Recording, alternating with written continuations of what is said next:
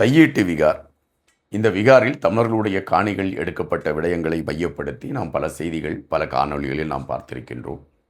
பல ஊடகத்தை சார்ந்த நண்பர்கள் இது சார்ந்த ஒரு தெளிவான தேடல்களை எடுத்து அதை மக்களுக்கு அவர்கள் வெளியிட்டிருக்கிறார்கள். இதை நாம் பரவலாகவே பார்க்கக்கூடிய ஒரு களமாக இருந்திருக்கிறது. இந்த அனுரா அவர்கள் ஆட்சி பீடத்தில் ஏறிய பொழுது தையீட்டு விகார் விடயத்திற்கு ஒரு தீர்வு கிடைக்கும் என்று அறிவித்திருந்தார். இப்பொழுது அதற்கான நகர்வுகள் எடுக்கப்பட்டிருக்கிறதா? இது இன்று எழும்பியிருக்கக்கூடிய பிரதான கேள்வி. கடற்தொழில் அமைச்சர் அந்த தையீட்டு விகாரை நடத்தி கொண்டிருக்கக்கூடிய அது உயர்மட்ட அந்த அமைப்பை சார்ந்தவர்களிடம் சந்தித்து பேசியிருக்கிறார் என்றும், அதன் அடிப்படையில் நடைபெற்ற அந்த பேச்சுவார்த்தையில் என்ன விடயங்கள் முடிவு செய்யப்பட்டிருக்கிறது என்ற கேள்வியும், அதற்கான விடைகள் இதோ தையீட்டு விகார் தமிழர்களுடைய காணிகளுக்கு தமிழருடைய காணிகள் திருப்பி கொடுப்பதற்கான களமாக மாறுகிறது என்ற செய்திகள் வருகின்றன. என்ன நடந்து கொண்டிருக்கிறது? இதில் உண்மை நிலை என்ன? இவைகளை குறித்த செய்திகளோடு தான் இந்த காணொலிக்குள் நாம் பயணிக்க இருக்கிறோம். எனவே காணொலியை கடைசி வரை பாருங்கள். உங்களுடைய நண்பர்களுக்கும் எங்களுடைய வலையொலியை பகிர்ந்து அளியுங்கள். தொடர்ச்சியாக நாங்கள் வெளியிடக்கூடிய காணொளிகள் உங்களை வந்து அடைவதற்கான ஒரு களமாக அது அமையும். தையீட்டு விகார் காணி விவகாரம். தையீட்டு விகார் காணியில் தமிழர்களுடைய காணிகள் அதன் உள்ளே இருக்கிறது. அந்த விகார் அமைத்திருக்கக்கூடிய பகுதிகளில் தனியார் காணிகள் உள்ளே எடுக்கப்பட்டிருக்கிறது. குறிப்பாக தமிழர்களுடைய காணிகள் உள்ளே இருக்கின்றன. இந்த பத்திரம் எங்களுடைய பெயரில் இருக்கிறது. அதில் இருக்கக்கூடிய அளவுகள் எங்களை சார்ந்ததாக இருக்கிறது. அப்படிப்பட்ட சூழலில் இந்த தையீட்டு விகாரை மையப்படுத்தி எங்களுடைய காணிகள் உள்ளெடுக்கப்பட்டிருக்கின்றன. இவைகள் திருப்பி தரப்பட வேண்டும் என்பதை மையப்படுத்தி மக்கள் போராட்ட களங்களை எடுத்தார்கள். அப்படி போராட்ட களங்களை எடுக்கின்ற பொழுது அங்கு இருவேறு சூழல்கள் ஏற்பட்டன. அரசியல்வாதிகள் பிரிந்து நிற்கக்கூடிய களம். வைத்தியர் அர்ஜுனா போன்றவர்கள் நீதிமன்றத்தை நாடி இதற்கான தீர்வை பெறுவதுதான் சால சிறந்தது என்று எடுத்து வைக்க, எங்களுடைய போராட்டத்தின் அடிப்படையில் தான் இதற்கான தீர்வு எழுதப்படும் என்று இன்னொரு பக்கத்தில் அரசியல் கட்சிகள் முண்டாசு கட்டின. ஆனால் அனுரா ஆட்சியாளர்களை பொறுத்த மட்டில் இந்த தையீட்டு விகாரில் ஒரு சுமூகமான பேச்சுவார்த்தையின் அடிப்படையில் இதற்கான முடிவுகள் எட்டப்படும் என்று அறிவித்திருந்தார்கள். ஆனால் இது ஒரு கண்துடைப்பு நாடகம் என்கின்ற விமர்சனம் அவர்கள் மீது வைக்கப்பட்டது.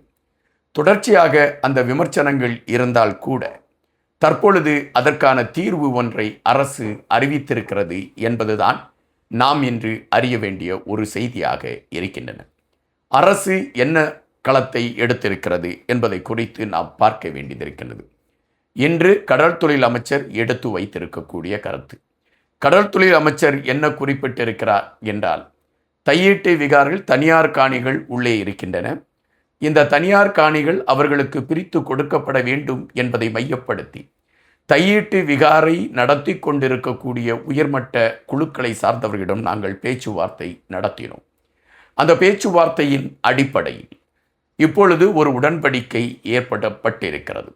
அந்த உடன்படிக்கையின் காரணமாக வருகின்ற ஏப்ரல் 17ஆம் தேதி நில அளவு செய்வதற்கான களங்கள் எடுக்கப்படுகிறது. யாருடைய காணிகள் தனியார் காணிகள் உள்ளே எடுக்கப்பட்டிருக்கின்றதோ அந்த காணிகளுடைய நில அளவு இப்பொழுது எடுக்கப்படுகின்றன. அப்படி நில அளவுகள் எடுக்கப்பட்டு அவைகள் பிரிக்கப்பட்டு அது இன்னாருடையதுதான் என்று உறுதி செய்யப்பட்ட பின்பு அந்த காணிகள் அவர்களுக்கு திருப்பி கொடுக்கப்படும் என்ற ஒரு தகவலை கடற்தொழில் அமைச்சர் ராமலிங்கம் அவர்கள் எடுத்து வைத்திருக்கிறார். அப்படி என்றால் தையீட்டு விகாரில் தமிழர்களுடைய காணிகள், அங்கு சிக்கி இருக்கக்கூடிய தமிழர்களுடைய காணிகள் திருப்பி கிடைப்பதற்கான ஒரு களத்தை நோக்கி நகர்ந்திருக்கிறது என்பதாகத்தான் இப்பொழுது வந்திருக்கக்கூடிய செய்திகள் சொல்கின்றன. உண்மையிலே அரசு இப்படி ஒரு நடவடிக்கை எடுக்குமா? மக்களுடைய உணர்வுகளுக்கு மதிப்பளித்து மக்களுக்கு தேவையான விடயங்களை செய்வதற்காக தையீட்டு விகாரில் இருக்கக்கூடிய காணிகளை பிரித்து அந்த பாதிக்கப்பட்டவர்களுக்கு கொடுப்பதற்கான ஒரு களத்தை அரசு கையில் எடுத்துக்கொண்டு பயணிக்குமா? இந்த கேள்விகளும் இந்த சந்தேகங்களும் மக்கள் மத்தியிலே எழும்பிக் கொண்டுதான் இருக்கின்றன. ஒரு பின்னோக்கி பார்க்க வேண்டிய சில களங்கள் இருக்கின்றது. தையீட்டு விகார் பிரச்சனை விஸ்வரூபம் எடுக்கிறது.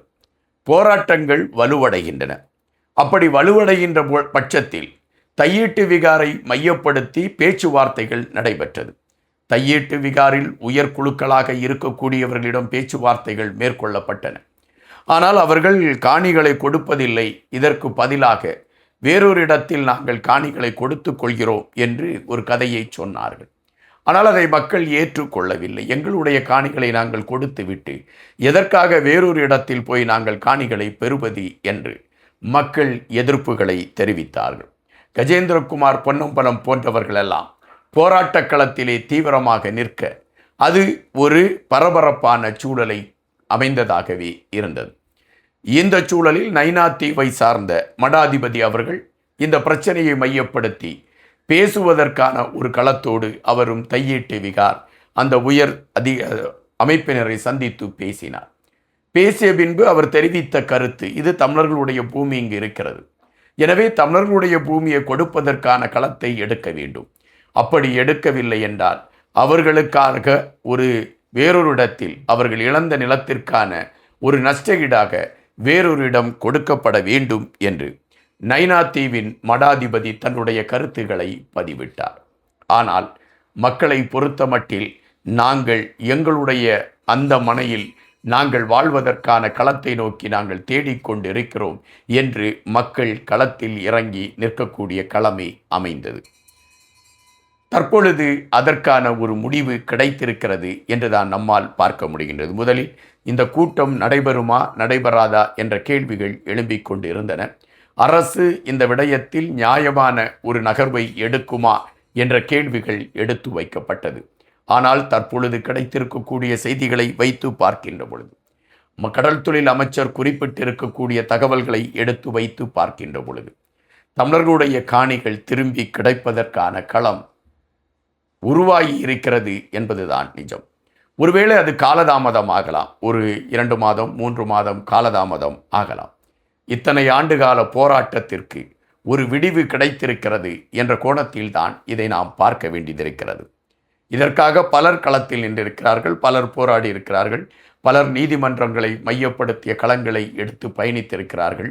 இந்த பரபரப்பான சூழலில் அனுர ஆட்சியாளர்கள் இதற்கு ஒரு முடிவு கட்டுவதற்கான களத்தை எடுத்துக்கொண்டு அதற்கான நகர்வுகளை எடுத்திருக்கக்கூடிய விடயம் சற்று மனதிற்கு நிம்மதியை கொடுத்திருக்கிறது என்றுதான் நம்மால் பார்க்க முடிகின்றது.